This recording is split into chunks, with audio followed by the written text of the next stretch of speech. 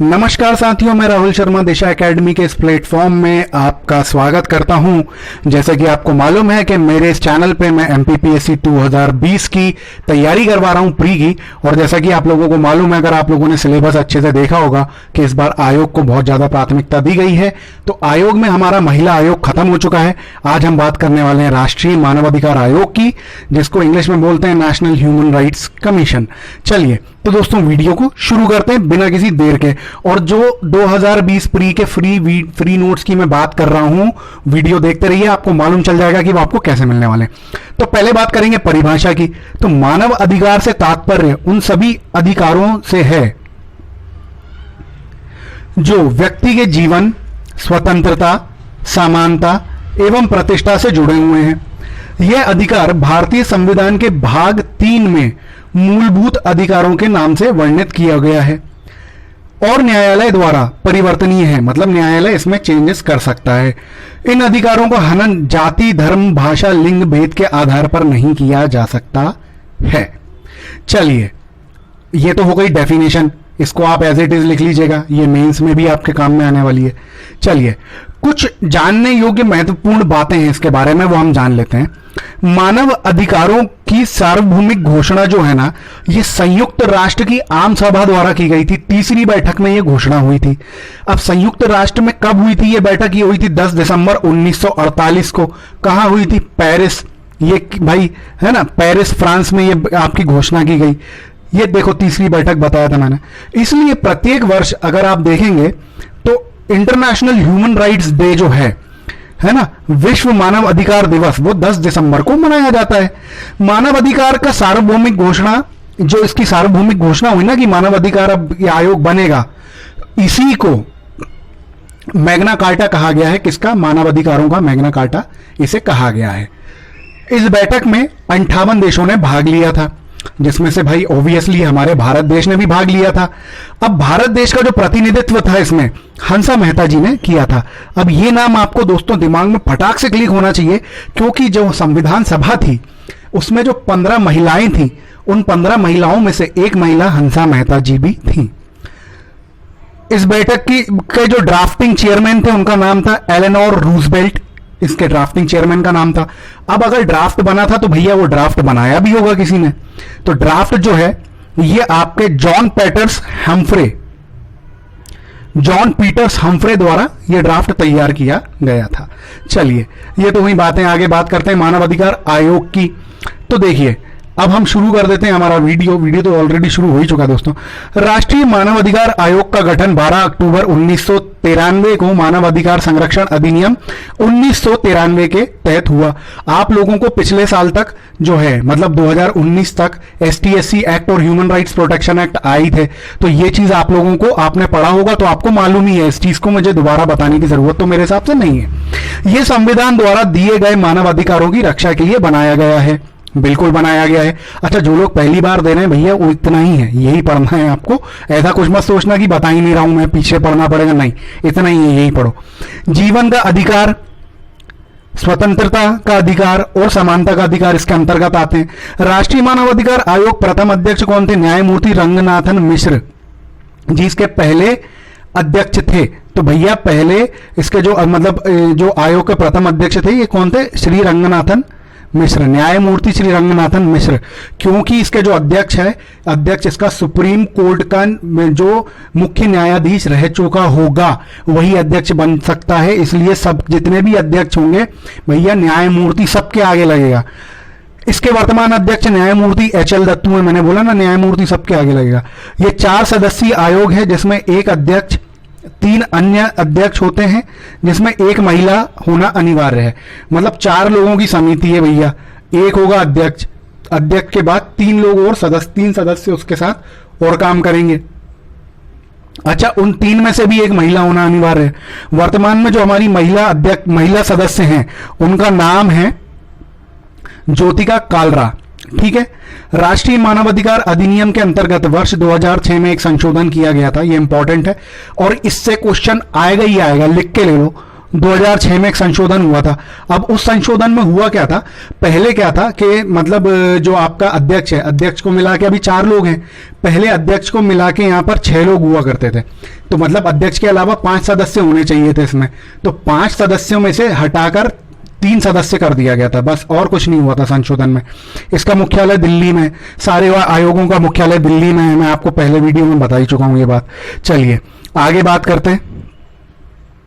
अध्यक्ष के पद के लिए मानदंड। अब भाई मानदंड लिखा है, इससे दंड मत समझ लेना, कोई वो नहीं है, इसका मतलब होता है क्राइटेरिया। मानदंड का मतलब होता है क्राइटेरिया। जो इंग्लिश मीडियम वाले भी देख रहे हैं ना ये वीडियो, इसका मतलब होता है क्राइटेरिया। अध्यक्ष देखिए, न्यायालय न्यायाधीश रूप में सेवानिवृत्त रह चुका हूं, ये मैं बता चुका हूं कि भाई सुप्रीम कोर्ट में, ठीक है, मुख्य न्यायाधीश के रूप में सेवानिवृत्त रह चुका होगा, वही इंसान बनेगा अध्यक्ष। अध्यक्ष एवं सदस्यों की नियुक्ति, अब ये इंपॉर्टेंट है, देखो, अध्यक्ष एवं सदस्यों की जो नियुक्ति है ये प्रधानमंत्री मतलब राष्ट्रपति द्वारा प्रधानमंत्री की अध्यक्षता में बनाई गई उच्च स्तरीय कमेटी की सिफारिश के आधार पर की जाती है। इसका कार्यकाल 5 वर्ष या 70 वर्ष होता है, ठीक है, या तो 5 वर्ष पहले कंप्लीट हो जाए या 70 वर्ष हो जाए। राज्य मानवाधिकार आयोग की नियुक्ति राज्यपाल द्वारा मुख्यमंत्री, गृह मंत्री, विधानसभा के अध्यक्ष, विपक्ष दल के नेता, इन चारों की सहमति से होती है। इंपॉर्टेंट है, ध्यान दो, राज्य मानवाधिकार आयोग की बात कर रहा हूं, राष्ट्र की नहीं कर रहा। मतलब बात यहां पर मध्य प्रदेश की मैं कर रहा हूं अब, क्योंकि मैं मध्य प्रदेश का हूं, एमपीपीएससी के लिए पढ़ा रहा हूं, तो मैं अपने राज्य की आपसे बात करूंगा। भाई जब राज्य मानवाधिकार की आयोग की बात आती है ना, तो वहां पर जो इनका डिसीजन जो होता है कौन रहेगा, तो उस डिसीजन में इंपॉर्टेंट लोग हैं, राज्यपाल पहला हो गया, मुख्यमंत्री दूसरा हो गया, गृह मंत्री तीसरा हो गया, विधानसभा का अध्यक्ष चौथा हो गया, और 5वां विपक्षी दल का नेता। इन 5 लोगों की सहमति के बाद अध्यक्ष बनेगा। इस बात को ध्यान में रखना, गांठ बांधकर ध्यान में रख लेना। इन चारों की सहमति, इन चारों की नहीं, इन 5 की होनी चाहिए, क्योंकि यहां 5 हैं, 1 राज्यपाल, 2 मुख्यमंत्री, तीसरा गृह मंत्री, चौथा विधानसभा का अध्यक्ष और तीसरा विपक्ष। हाँ 5, यहां पर गलती से 4 लिखा गया है, 5 लोग हैं। ठीक है दोस्तों, मुझे ऐसा लग रहा है कि वीडियो आपको अच्छी लग रही है, और वीडियो अच्छी लग रही है ना दोस्तों, तो पहले इस वीडियो को अभी लाइक कर दो, क्योंकि ना आप लोग इतनी कंजूसी करते हो, वीडियो पूरी देख के चले जाते हो पर लाइक ही नहीं करते हो। और प्लीज दोस्तों कमेंट भी किया करो, उससे क्या होगा कि कमेंट आप करो कि मैं अच्छा कर रहा हूं या नहीं कर रहा हूं, तभी तो मुझे पता चलेगा मैं कैसा काम कर रहा हूं। पता चल रहा है मैं गलत कर रहा हूं काम, आपने चैनल सब्सक्राइब कर रखा है और मैं डेली आपको गलत खराब वीडियो बना के बोर कर रहा हूं, तो ऐसा नहीं होना चाहिए ना। चलिए आगे बात करते हैं, निष्कासन। अब निष्कासन की बात करते हैं भाई। निष्कासन जो विधि है उसमें क्या होता है, सुप्रीम कोर्ट की जांच में उन पर दुराचार या असमर्थता का आरोप सिद्ध हो जाए, मतलब ऐसा कुछ सिद्ध हो जाए कि वो अपने पद पर रहते हुए ये जो पद का दुरुपयोग, और ये एक दूसरे से कनेक्टेड पॉइंट है कि वो भाई गलत कर रहे हैं, मतलब ठीक से काम नहीं कर रहे हैं, उनको बना दिया बैठे हुए हैं, बैठ के कुर्सी तोड़ रहे हैं, काम नहीं कर रहे हैं कुछ, ठीक है, तो ये सारी चीजें, ठीक है ना। तो देखिए, और फिर क्या है, कार्य करने में असमर्थ हो जाएं, ये तो हो गया। अब कार्य करने में असमर्थ हो जाएं, जैसे भाई क्या है, बीमार पड़ गए या भगवान न करे दुर्घटना, क्षतिग्रस्त हो गए, दुर्घटना में अपाहिज हो गए, अपंग हो गए, तो भाई काम नहीं कर पाएंगे। तो फिर ऐसे में देखो, वो तो खराब बात है, लेकिन फिर आयोग को तो किसी ना किसी को कोई काम करने वाला व्यक्ति चाहिए ना यार, तो निष्कासन हो जाएगा। अब कार्य और शक्तियां क्या है, ये इंपॉर्टेंट है यहां पे। तो देखो इसके कार्य, वैसे तो इसका नाम मानव अधिकार आयोग है, तो मानव अधिकार से रिलेटेड, उनसे लड़ने, मानव अधिकारों के लिए लड़ने के लिए, उन्हें सशक्त करने के लिए ही काम होंगे इसके, और कोई काम नहीं होंगे, आपको नाम से समझ में आ रहा होगा। चलो, मानव अधिकार के उल्लंघन की जांच करना, आयोग बंदी गृहों, देखो बंदी गृहों, सुधार गृहों, छात्रावास निरीक्षण कर सुधार के लिए सुझाव दे सकता है। मतलब जेल में है ना, सुधार गृह जेल होता है, बंदी गृह जेल होता है, सुधार गृह जहां पर छोटे बच्चों को, जैसे जो कम उम्र के रहते हैं ना, जो बालिग नहीं रहते, तो उन लोगों को वहां पर छोड़ दिया जाता है, कोई अपराध करते हैं तो भाई सुधार गृह। और बहुत सारी जगहें उनको लग रहा है कि भाई यहाँ पर काम ठीक से नहीं हो रहा है और मानव अधिकार का हनन हो रहा है, तो ऐसे में क्या है कि वो सुधार के लिए सिफारिश दे सकते हैं। यह राज्य एवं केंद्र सरकार को मानवाधिकारों के उल्लंघन रोकने के लिए महत्वपूर्ण कदम उठाने के लिए सिफारिश दे सकता है। मतलब अगर राज्य सरकारों के कोई काम ऐसे हैं जो भाई नहीं कर रहे हैं और वो मानव अधिकारों का उल्लंघन हो रहा है और उनकी नॉलेज में नहीं है, तो ये सिफारिश वहां पर दे सकता है। देश में लोगों के मध्य मानव अधिकारों से संबंधित जागरूकता फैलाने का काम, न्यायालय में लंबित मानवाधिकारों के मामलों में हस्तक्षेप, मतलब कोई मानवाधिकार से रिलेटेड कोई मामला है, जेल के अंदर है, कोर्ट के अंदर, और उस पर कार्यवाही नहीं हो रही, डिले होता जा रहा है, तो फिर ये हस्तक्षेप करेंगे। इस क्षेत्र में कार्यरत सभी संगठनों को प्रोत्साहन देना, मेनली एनजीओ होते हैं इसके अंदर, तो सभी संगठनों को प्रोत्साहन देना कि भाई हाँ अच्छा काम कर रहे हो, बहुत बढ़िया। मानवाधिकार से संबंधित अंतरराष्ट्रीय संधियों की समीक्षा तथा इसके क्रियान्वयन हेतु पारित, मतलब वो वहां पर क्रियान्वयन हेतु काम करना, ये पूरा इसके अंदर में आएगा। इसके पास मुआवजे और हर्जाने के भुगतान की सिफारिश करने का अधिकार भी है। जैसे भाई क्या होता है, किसी के ऊपर कोई मुआवजा किसी को देना पड़ जाए या कोई हर्जाने का दंड उसके ऊपर आ गया, अब लेकिन क्या है कि जीने का अधिकार तो आपको दिया गया है, अब उसके वजह से क्या हो रहा है, वो हर्जाना इतना ज्यादा है, या हो सकता है उस व्यक्ति की आर्थिक स्थिति इतनी कम, इतनी खराब है कि वो हर्जाना उसकी जीवन जीने के अधिकार का हनन कर रहा है।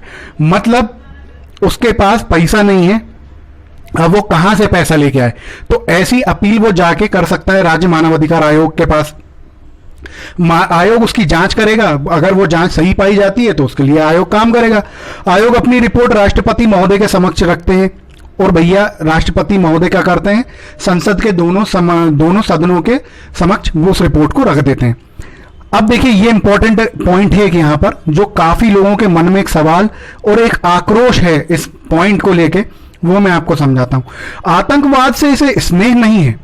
अगर कोई व्यक्ति यह कहता है कि उसे झूठा फंसाया गया है, तो उसकी पूरी जांच करना मानवाधिकार आयोग की जिम्मेदारी है। देखिए क्या होता है, कभी कभी ऐसा होता है कि अधिकारी जो आरोपी होता है ना, आरोपी और आपका आरोपी है, देखिए मैं आपको एक चीज समझा देता हूं पहले इसके लिए। क्या होता है, देखिए कोई व्यक्ति है, ठीक है, अब इसके ऊपर कोई कार्रवाई हो रही है, इसने कोई अपराध का, इस पे अपराधी इसको बनाया गया है कि इसने ये अपराध किया है। अब ये अपराधी तब तक आरोपी नहीं होगा जब तक इसका अपराध सिद्ध ना हो जाए, इस पे लगा हुआ आरोप सिद्ध ना हो जाए, ठीक है, तब तक नहीं होगा। अब क्या होता है, कभी कभी झूठे बयान से, झूठी बयानबाजी के रहते लोगों को फंसा दिया जाता है। तो ये देखिए ये उसी की बात होती है। अब अपन बात करें कि यार जो टेररिस्ट हैं वो लोग के लिए ह्यूमन राइट्स वाले लड़ते हैं, यार देखो उनको मालूम है टेररिस्ट को कि मैं ऐसा करके भाई कुछ दिन और बच सकता हूं, या आगे और भी चीजें हैं। जैसे आपको मालूम ही है कि हमारे देश का जो संविधान है ये लचीला व कठोर संविधान है, तो बहुत सारे प्रावधान इसके अंदर किए गए हैं। तो वो ऐसा वहां पर मानवाधिकार आयोग के सामने वो ये बात रखते हैं कि नहीं हमें फंसाया जा रहा है।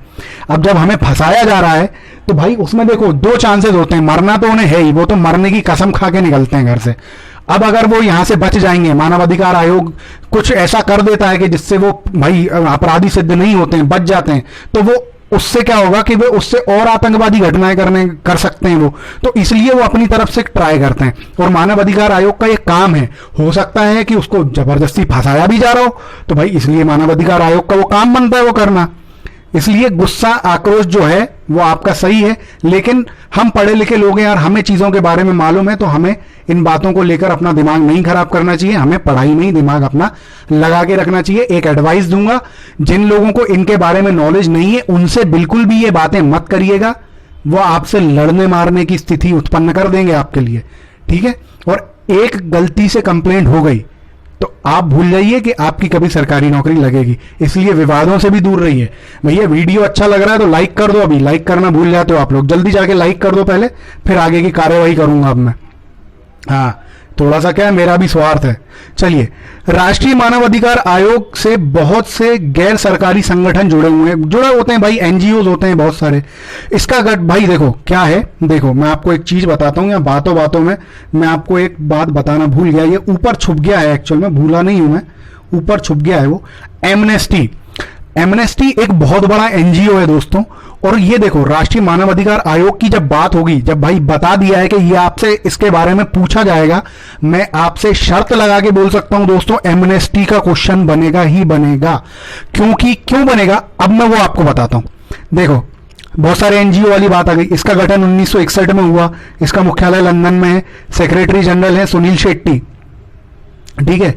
तो ये सुनील शेट्टी नहीं है एक्चुअल में दोस्तों, सुनील शेट्टी हो गया, क्या हो जाता है जो ऑटो करेक्टर होता है ना वो ऑटोमेटिकली चीजें ले लेता है, ये सलिल शेट्टी है, सलिल नाम है इनका साहब का, सलिल नहीं है, सुनील नहीं है, सलिल शेट्टी जी हैं ये। तो क्या हुआ है अब देखो, 1977 में शोषण के खिलाफ अभियान चलाया था एक एमनेस्टी ने, जिसके तहत इनको शांति की शाखा में नोबेल प्राइज दिया गया था। इस संस्थान को शांति की शाखा में नोबेल प्राइज दिया गया था। और जब नोबेल प्राइज की बात आती है ना, तो आपके दिमाग में पटाख से कैलाश सत्यार्थी का नाम आ जाना चाहिए, जिन्होंने 2014 में नोबेल प्राइज जिनको मिला था। नोबेल प्राइज से रिलेटेड 3 क्वेश्चन आपके दिमाग में बैठ जाने चाहिए। पहले तक 2 बैठने चाहिए थे, क्योंकि पहले मानवाधिकार आयोग के बारे में इतनी बातें नहीं होती थी, प्री में नहीं पूछा जाता था, लेकिन अब पूछा जाने लगा है। तो 3 चीजें नोबेल प्राइज से शांति में आपके दिमाग में होनी चाहिए। पहला नाम है कैलाश सत्यार्थी, दूसरा 1977 शोषण के खिलाफ अभियान एमनेस्टी, और तीसरा 2009 का पीस प्राइज मिला था बराक ओबामा को, जो कि अश्वेत आपके प्रेसिडेंट थे यूएसए के।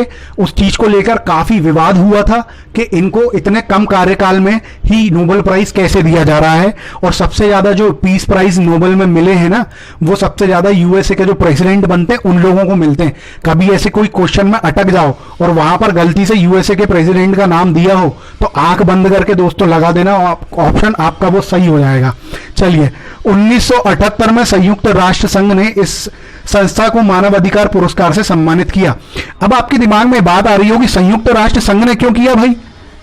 यार, संयुक्त राष्ट्र संघ की 3री बैठक में मानव अधिकार आयोग बना, तो यही देगा ना यार। ऐसी सिली सिली बातें आती तुम लोगों के दिमाग में। चलो आगे बात करते हैं। अब मानव अधिकार आयोग जो है ना, इससे संबंधित 30 अनुच्छेद हैं। तो एक सीधा सड़ा सा क्वेश्चन तुम्हें यह भी आ सकता है कि मानव अधिकार आयोग के अंतर्गत कितने अनुच्छेद आते हैं? तो भाई 30 आते हैं। ठीक है, अब ये जल्दी जल्दी पढ़ना पड़ेगा, नहीं तो वीडियो बहुत लंबी रहेगी। सभी मनुष्यों को गौरव और अधिकार के मामले में ये जो है जन्मजात स्वतंत्रता समानता प्राप्त है, इसको समझाने की जरूरत नहीं है। सभी अधिकारों और स्वतंत्रता को प्राप्त करने का अधिकार यहाँ लिंग, वर्ण, भाषा, धर्म आदि के आधार पर भेदभाव नहीं किया जा सकता। ये भी आपको समझाने की जरूरत नहीं है मुझे बिल्कुल भी। कांस्टेबल का एग्जाम दे रहे होते तो मैं समझाता भी आपको।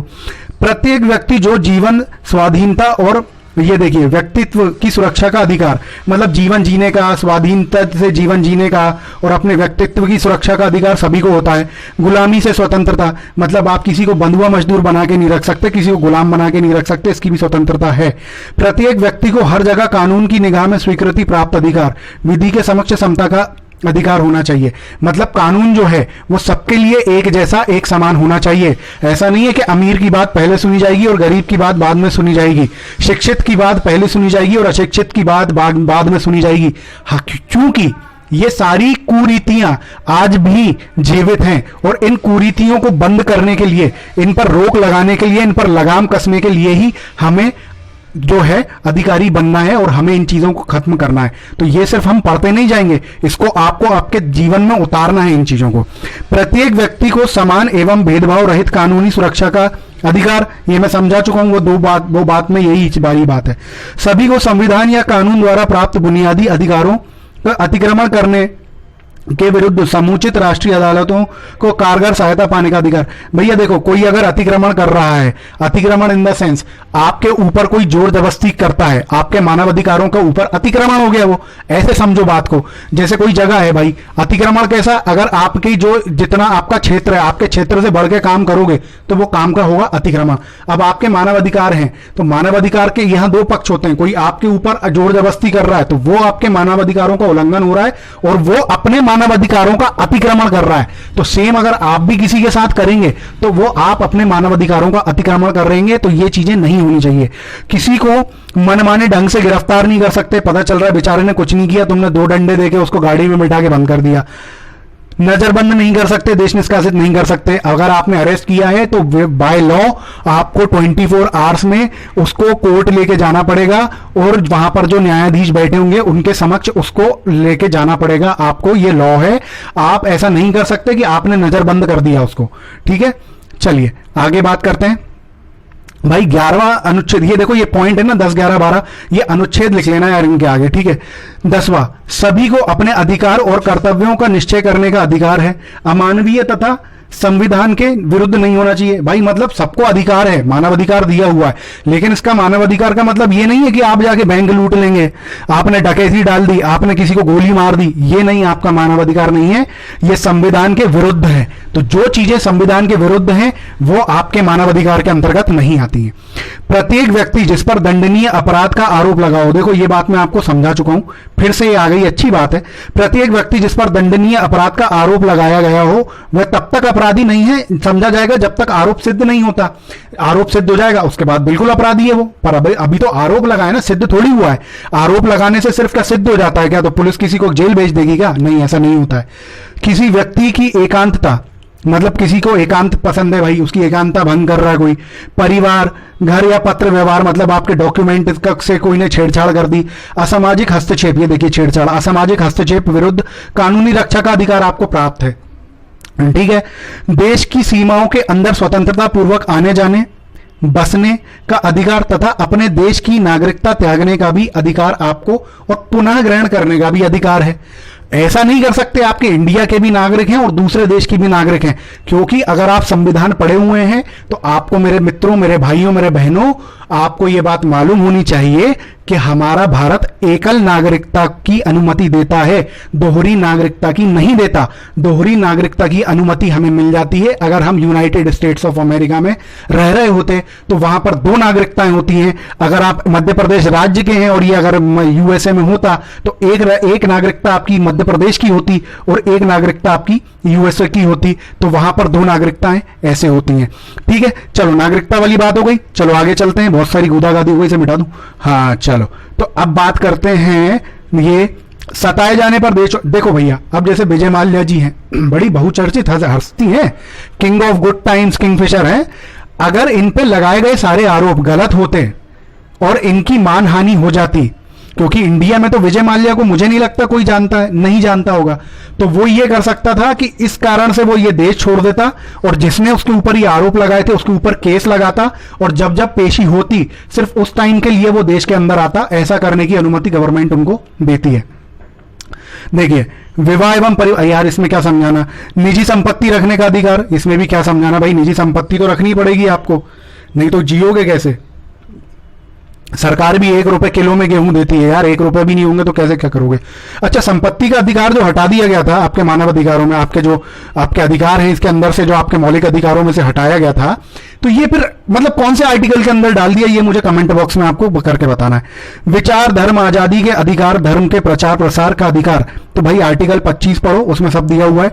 विचार धर्म आजादी मतलब विचारों का आधार, भाई आजादी है, धर्म की आजादी, में कोई सा भी धर्म कर सकता हूं, मैं धर्म परिवर्तन कर सकता हूं, मैं ब्राह्मण हूं तो मैं मुस्लिम बन सकता हूं, मैं मुस्लिम हूं तो मैं जाके क्रिश्चियन बन सकता हूं, इसकी मुझे आजादी है। ठीक है, धर्म प्रचार, मैं अपने धर्म का प्रचार प्रसार भी करूंगा, मुझे इसकी भी आजादी है। प्रचार प्रसार कैसे किया जाता है? देखो, गणेश जी आते हैं, गणेश जी की प्रतिमाएं जगह जगह बिठाई जाती हैं, दुर्गा जी की प्रतिमाएं जगह जगह बिठाई जाती हैं, मुहर्रम के समय ताजिया जगह जगह बिठाए जाते हैं, है ना? तो ये क्या है? ये धर्म का प्रचार प्रसार ही तो है, इसकी अनुमति हमें संविधान देता है, ये हमारे मानव अधिकार के अंतर्गत आते हैं। अच्छा, वाद एवं अभिव्यक्ति की स्वतंत्रता, मतलब आप कुछ भी बोल सकते हैं, इसकी स्वतंत्रता है, आप अपनी फीलिंग्स एक्सप्रेस कर सकते हैं, freedom of speech and action. ठीक है, वाक और अभिव्यक्ति की स्वतंत्रता, लेकिन इसका मतलब ये नहीं है कि देश विरोधी नारे लगाने लग जाओ, है ना? तो देश के खिलाफ नहीं बोलना है। ऊपर बताया था ना मैंने, ऐसा कोई भी काम नहीं करना है जो कानून के विरुद्ध हो, जो आपको मतलब जो अगेंस्ट दी लॉ हो, वो नहीं करना है। वो फिर उस जो अगेंस्ट दी लॉ है उनको छोड़ोगे तो मानव अधिकार के अंदर है, आयोग बिल्कुल आपकी सहायता करेगा अगर कोई हनन करता तो। ठीक है, देखो सभी, ये देखो सभा करने की आपको परमिशन है, मैंने बोला ना, देखो वो सभा ही तो हो जाती है आरती के टाइम पे, आप धार्मिक सभाएं भी कर सकते हैं, लेकिन इसमें एक क्लॉ है, आप धार्मिक सभा जो कर रहे हो ना, आप वहां हथियार लेके सभा नहीं कर सकते। यह अधिकार सिर्फ सिखों को दिया गया है और वो भी वो कृपान रख सकते हैं। ठीक है, धार्मिक सभाएं जो आप कर रहे हो धर्म वाली, वहां पर ऐसा नहीं है कि धार्मिक सभाएं चल रही हैं तो आप बढ़िया कट्टे बंदूकें बम धमाके लेके बैठे हुए हैं वहां पे, नहीं, ये सब नहीं कर सकते आप। ठीक है, क्योंकि ये वही यार बात आ जाती ना, संविधान के विरुद्ध है भाई, नहीं कर सकते आप। कट्टा लेके घूम सकते हो क्या? ऐसे गन लेके घूम सकते हो क्या? लाइसेंस वाली होनी चाहिए आपके पास, उसमें भी लाइसेंस आपका एक्सपायर नहीं होना चाहिए, किसी और के नाम पे नहीं होना चाहिए, नहीं तो आपको सजा हो जाएगी, है ना, बहुत सारी चीजें हैं। चलो, स्वतंत्र रूप से मताधिकार, भाई इसमें क्या समझाना, किसी पे दबाव डाल के वोटिंग नहीं करा सकते। सामाजिक सुरक्षा, समाज, भाई देखो सामाजिक सुरक्षा मतलब समाज में सुरक्षा का अधिकार भाई सबको है, सामाजिक सुरक्षा है ये हमारी भाई, इसका अधिकार प्राप्त है हमें। ऐसा नहीं है कि पता चल रहा है समाज में भाई लोग रह रहे हैं, कुरीतियां चल रही हैं कि हमें जात बाहर कर दिया, उनने बोला तुमने अमानवीय कृत्य कर दिया है, तुमने भाई अंतरजातीय विवाह किया तो हम जात बाहर कर देते हैं। ये कुरीतियां अब नहीं चलेंगी, ये आयोग बनने का मकसद ही यही है। रोजगार के चुनाव का अधिकार, भाई इसमें मुझे कुछ नहीं लगता कि समझाने जैसा है। प्रत्येक व्यक्ति को विश्राम और अवकाश का अधिकार, भाई विश्राम का अधिकार तो देना पड़ेगा, 8-9 घंटे लगातार तो काम नहीं करा सकते ना आप, उसको आपको लंच टाइम देना पड़ेगा। लंच टाइम क्यों बनता है, क्योंकि ये आपके मानव अधिकार के अंतर्गत आता है भाई साहब, आपको लंच टाइम उन्हें देना पड़ेगा, विश्राम का अधिकार उन्हें देना पड़ेगा, संडे की छुट्टी देनी पड़ेगी। संडे की छुट्टी नहीं दोगे तो आपको हफ्ते में एक दिन उन्हें छुट्टी देनी ही पड़ेगी, राष्ट्रीय अवकाश में उनको अवकाश देना ही पड़ेगा आपको, यह आपका मानव अधिकार है, ठीक है। अब प्रत्येक वर्ष ये हो गया। अच्छे जीवन प्राप्त करने का अधिकार, भाई ये तो सबको है अच्छा जीवन प्राप्त करना। जच्चा बच्चा खाद्य सुरक्षा, अब देखो इससे मैं आपको एक चीज समझाता हूं कि कैसे सारे जो आयोग है ना वो एक दूसरे से इंटर रिलेटेड है। जब इन सबको आप कनेक्ट करके चलोगे ना तो मुझे नहीं लगता कि फिर भाई कोई दिक्कत आपको होगी। देखो यहां पर जच्चा बच्चा वाली जो बात हुई है ना, एमपी में एक स्कीम चलती है दीदी बहन योजना, जो कि प्रेग्नेंट लेडीज के लिए चलाई गई है, जो गांव की जो प्रेग्नेंट लेडीज होती हैं जिनको भाई इमरजेंसी में हॉस्पिटल जाने के लिए साधन नहीं उपलब्ध हो पाते हैं, तो इस योजना के थ्रू उनको साधन उपलब्ध कराए जाते हैं। अब ये नीति आयोग से कैसे कनेक्टेड है, जब ये योजना आयोग था ना दोस्तों, तो उस समय मुख्यमंत्रियों को इतनी प्राथमिकता नहीं दी जाती थी। अब आपको मालूम है कि भाई जिले हो चुके हैं 52 और 23वां जिला बनने वाला है। कौन सा जिला बनने वाला है, आज ये मैं वीडियो डाल रहा हूं, कल ये शिवराज सिंह चौहान जी ने घोषणा करी है, कल के पेपर में ये न्यूज आई है, तो ये भी कमेंट करके मुझे बताइएगा कि कौन सा बनने वाला है। चलो बात करते हैं। तो जब नीति आयोग बना तो नीति आयोग, फिर मोदी जी ने कहा कि यार छोटी यूनिट से, देखो पहले योजना आयोग में क्या होता था, बड़ी यूनिट से काम शुरू होता था डायरेक्ट, और छोटी यूनिट तक पहुंच ही नहीं पाता था। यहां पर छोटी यूनिट काम करती है, छोटी यूनिट से बड़ी यूनिट तक काम जाता है, इसलिए मुख्यमंत्रियों की प्राथमिकता यहां पर बढ़ी। मुख्यमंत्रियों ने नई नई योजनाएं निकाली, तो जिसमें जच्चा बच्चा योजना आ गया। अब अगर यह बात हो कि भाई 4 सदस्यीय है, एक सदस्य है, 3 अन्य, इसके एक अध्यक्ष होगा, 3 अन्य इसके सदस्य होंगे मानव अधिकार आयोग के, उसमें एक महिला होगी, तो ये कहीं ना कहीं रिलेटेड हो गया ना आपके महिला आयोग से, तो महिला आयोग से रिलेटेड हो गया आपका मानव अधिकार आयोग। मानव अधिकार आयोग को मैंने रिलेट किया अभी नीति आयोग से, कैसे किया वो मैंने आपको समझा दिया। चलो अब मैं बात करता हूं, जब भाई जच्चा बच्चा की बात हो रही तो यहां पर मैं आपको एक बात बता दूं कि जो हमारा मध्य प्रदेश है, हमारे मध्य प्रदेश का सबसे खराब मृत्यु दर है दोस्तों, सबसे ज्यादा जो बच्चे, जो शिशु मृत्यु दर सबसे ज्यादा शिशुओं की मृत्यु होती है मध्य प्रदेश के अंदर, सबसे खराब शिशु मृत्यु दर है। चलो शिक्षा का अधिकार, इसमें क्या समझाना आपको, स्वतंत्रता पूर्वक समाज के सांस्कृतिक जीवन व कार्यक्रमों में हिस्सा लेने का अधिकार, भाई इसमें भी कोई समझाने जैसी बात तो है नहीं। सांस्कृतिक जीवन जीने का आपको बिल्कुल अधिकार है, अपनी संस्कृति से जुड़े रहिए। कौन कहता है आपको अपनी संस्कृति से मत जुड़े रहो, आप भाई वेस्टर्न कल्चर अपना सकते हैं, उससे जुड़ सकते हैं, आपको कोई ये नहीं बोल सकता कि यार ये क्यों कर रहे हो वो क्यों कर रहे हो। अगर आपसे कोई ऐसा बोलता है तो उसकी कंप्लेंट आप मानव अधिकार आयोग में जाके कर सकते हैं, ठीक है। बात होगी ऐसी सामाजिक और अंतरराष्ट्रीय व्यवस्था की प्राप्ति का अधिकार जिसमें अधिकारों और स्वतंत्रता की पूर्णता प्राप्त किया जा सके। भाई स्वतंत्रता मतलब यार इसमें क्या समझाना है, ये पढ़ के ही लाइन समझ में आ रही सारी बातें। प्रत्येक व्यक्ति को उसी समाज के प्रति कर्तव्य है जिसमें रहकर उसके व्यक्तित्व और स्वतंत्रता का पूर्ण विकास संभव हो। तो भाई देखो इससे मतलब ये है, फिर से पढ़ते हैं, प्रत्येक व्यक्ति का उसी समाज के प्रति कर्तव्य है जिसमें रहकर उसके व्यक्तित्व, और देखो यार आपको अगर इतने सारे मानव अधिकार दिए जा रहे हैं तो आपका भी तो कुछ कर्तव्य बनता है कि दूसरे को भी, भाई सामने वाले को भी इज्जत दो। Give respect and get respect. आप किसी को इज्जत दोगे ना तो वो आपको पलट के थप्पड़ नहीं मार देगा। Give respect and get respect, तो उस आपके भी जो अधिकार है ना वो अधिकार दूसरों के भी हैं। तो ऐसा कोई अमानवीय कृत्य आपको नहीं करना है जो सामने वाले के मानव अधिकारों का हनन करेगा, तो यह भी आपको नहीं करना है। अब ये जो तीसरा जो बिंदु है ये है सार इसका, इसमें लिखा हुआ है इस घोषणा के में उल्लिखित किसी भी बात का यह अर्थ नहीं लगाना चाहिए जिससे अधिकारों और स्वतंत्रता में किसी का भी विनाश करना हो। इसका मतलब यह है भाई, अभी मैंने यही बात आपको समझाई कि आपको अधिकार बिल्कुल प्राप्त हैं, लेकिन भाई अच्छा जीवन जीने का अधिकार प्राप्त है, मैं अच्छा जीवन नहीं जी पा रहा हूं, चलो मैं चल के बैंक लूट लेता हूं, यह मुझे नहीं करना है। ठीक है, कानून के खिलाफ जो भी चीजें हैं, ठीक है, जो अगेंस्ट द लॉ हैं, संविधान जिनकी अनुमति आपको नहीं देता है, वो कृत्य आप करोगे तो आप अपराधी हो जाओगे। इसका अधिकार आपका मानव अधिकार के अंतर्गत नहीं आता है दोस्तों। तो मैं आशा करता हूं वीडियो आप लोगों को अच्छी लगी होगी यार। दिशा एकेडमी जो है ना, इसका टेलीग्राम ग्रुप भी है, इसका इंस्टाग्राम ग्रुप भी है, इसका फेसबुक पे भी ग्रुप है। तो भाई तीनों की लिंक मैंने डिस्क्रिप्शन बॉक्स में डाली हुई है। मैं बात करता हूं अब यहां पे मध्य प्रदेश 2020 की जो प्रारंभिक परीक्षा दे रहे हैं उनको फ्री नोट्स वाली जो बात है ना, कुछ नहीं करना, चैनल को लाइक करो, चैनल को सब्सक्राइब करो, ठीक है, कमेंट में MPPSC 2020 लिखो। जब आप कमेंट कर दोगे मैं वहां पर आपको रिप्लाई करूंगा। वहां पर आपको एक नंबर दिया जाएगा, उस नंबर पे आपको ये तीनों स्क्रीनशॉट मुझे भेजने हैं। जैसे ही आप मुझे तीनों स्क्रीनशॉट भेजेंगे 10 मिनट के अंदर अंदर आपको हमारे ग्रुप में ऐड कर लिया जाएगा। आशा करता हूं दोस्तों आप लोगों को वीडियो अच्छी लगी होगी और मैं आशा करता हूं कि आप लोग बहुत अच्छी तरीके से अपनी पढ़ाई कर रहे होंगे। ऐसे ही लगे रहिए, ऐसे ही पढ़ते रहिए। जय हिंद, जय भारत।